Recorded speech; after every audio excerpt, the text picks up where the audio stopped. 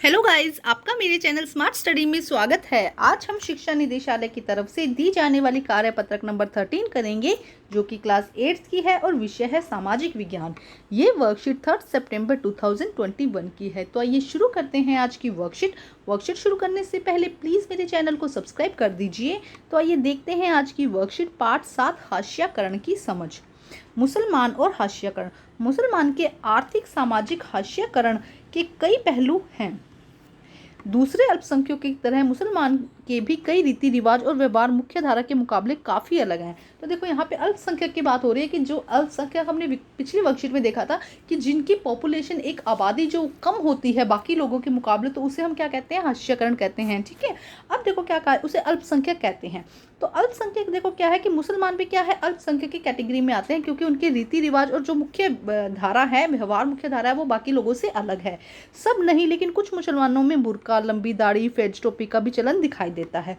बहुत सारे लोग सभी मुसलमानों को इन्हीं निशानियों से पहचानने की कोशिश करते हैं, इसी कारण उन्हें अलग नज़र से देखा जाता है। तो देखो कई बार हमने देखा है जो बुर्का, जो मुसलमान होते हैं वो उनकी फीमेल्स क्या बुर्का पहनती है और उन लंबी दाढ़ी, फेज टोपी, इस तरह के हम पहनावा देखते हैं तो हमें लगता है कि मुसलमान है। और अगर हम वैसे भी किसी मुसलमान को देखेंगे तो हमें लगेगा उनका एक्चुअल जो पहनावा है वो यही होगा।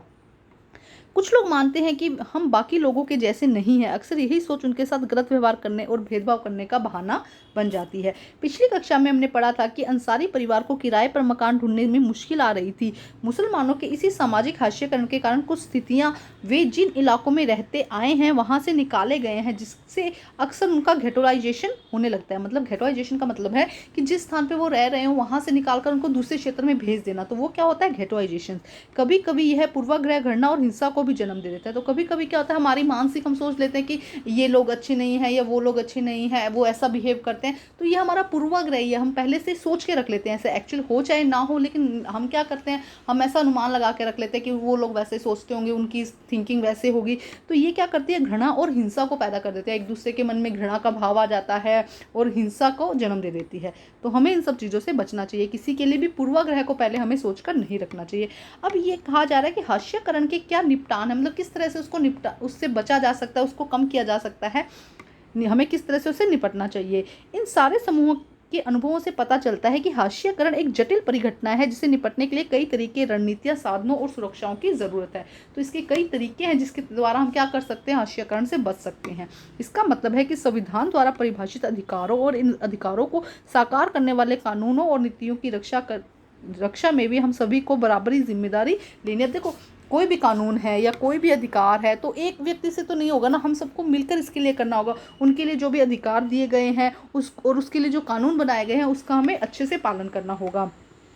इसके बिना न तो हम उसकी विविधता की रक्षा कर पाएंगे, जो हमारे देश की अनूठी छटा है, और न ही समानता के प्रति, राज्य के प्रतिबद्धता को साकार पाएंगे। देखो इसमें क्या कह रहा है कि भाई अगर हम ये नहीं करते, उनको नकार के अलग कर देते हैं, जो भी एक अल्पसंख्यक का समुदाय है उसको निकाल कर हमने अलग कर दिया है, तो वो क्या होगा, जो हमारे देश की मेन बात क्या है, अनूठी छटा, मतलब कि अलग सी बात क्या है कि यहाँ पे विविधता में एकता है, बहुत कुछ अलग अलग धर्म, जाति, रीति रिवाज यहाँ पर हैं। तो वो जो अनूठी छटा है वो उससे क्या हो जाएंगे, हम अलग हो जाएंगे।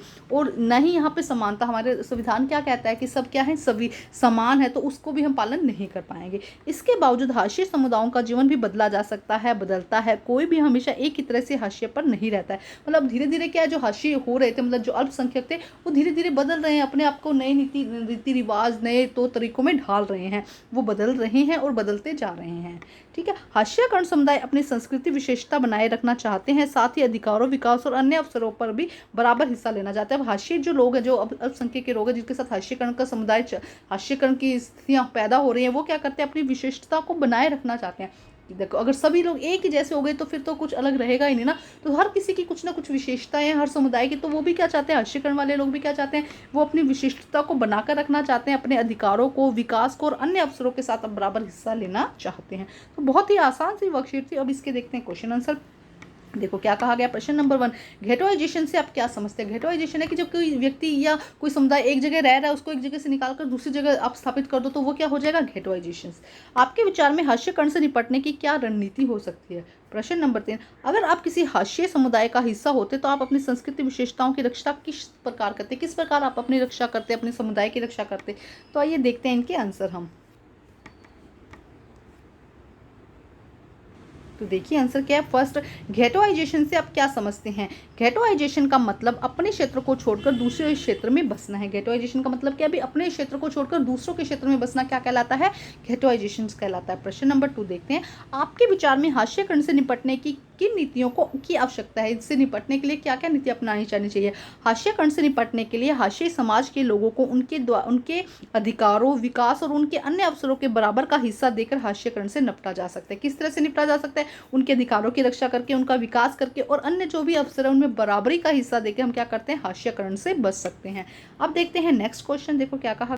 प्रश्न नंबर 3 देखो क्या कहा गया है कि अगर आप किसी भी हास्यकर समुदाय का हिस्सा होते तो अपनी सांस्कृतिक विशेषताओं की रक्षा आप किस प्रकार से करते? अगर मैं किसी हास्य समुदाय का हिस्सा होता तो मैं अपनी सांस्कृतिक विशेषताओं की रक्षा करने के लिए मैं लोगों के बीच संस्कृति के सकारात्मक बातों को बताता। क्या करते? अपनी संस्कृति की जो सकारात्मक बातें हैं उनको लोगों को बताता, जिससे कि हमारी जो संस्कृति है वो बच सके। अब देखो लोगों को उनकी विशेषताएं बताता कि देखो ये संस्कृति, हमें ज़रूरी नहीं है कि दूसरों के जैसे ढल जाए हमें अपनी संस्कृति की भी क्या करनी है? विशेषताएं हैं उनको लोगों के बीच फैलाना है, उनको बचाना है, जिससे कि क्या होगी? संस्कृति बच सकेगी। तो ये है मेरा आंसर। इसमें आप कल्पना के आधार पर आप क्या सोचते हैं आप यहाँ पर वो भी लिख सकते हैं।